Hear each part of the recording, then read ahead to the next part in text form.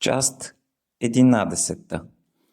Едва слязал от стъпалата на двореца, видях пред мен да прехвърква птица. Тя имаше, освен своите крила, и две като на пеперуда. Глас, излизащ от облак, ми заповяда да я хвана и закова, и аз се спуснах след нея. Тя не летеше, но използваше крилата си, за да тича с най-голяма бързина. Гонех я. Тя тичаше пред мен и ме накара да обиколя цялата равнина няколко пъти. Следвах я, без да спирам. Накрая, след като я гоних 9 дни, я принудих да влезе в кулата, която бях видял в далечината. Стените на тази постройка бяха от желязо. 36 колони от същия метал я поддържаха. Вътрешността бе от същия материал, покрита с блестяща стомана. Основите на кулата бяха така построени, че да се спускат в земята 2 пъти по-надълбоко, отколкото кулата се издигаше над земята.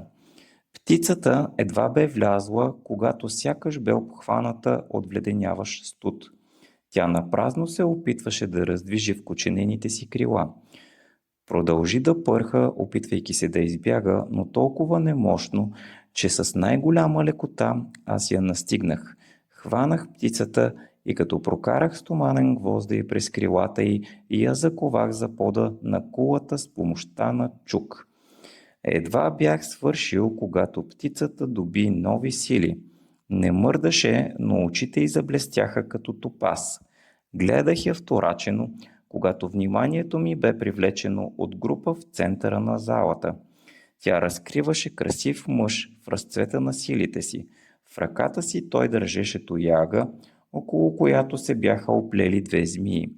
Младежа се опитваше да избяга от по-едър и по-силен мъж, който носеше колан и шлем от желязо с развяващи се червени пера.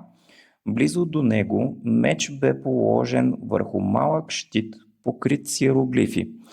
Въоръженият държеше в ръката си тежка верига и оковаваше с нея младежа, който напразно се опитваше да избяга от своя ужасен противник. 2 червени плочки разкриваха знаци. Напуснах кулата и като отворих врата между 2 колони, се озовах в огромна зала.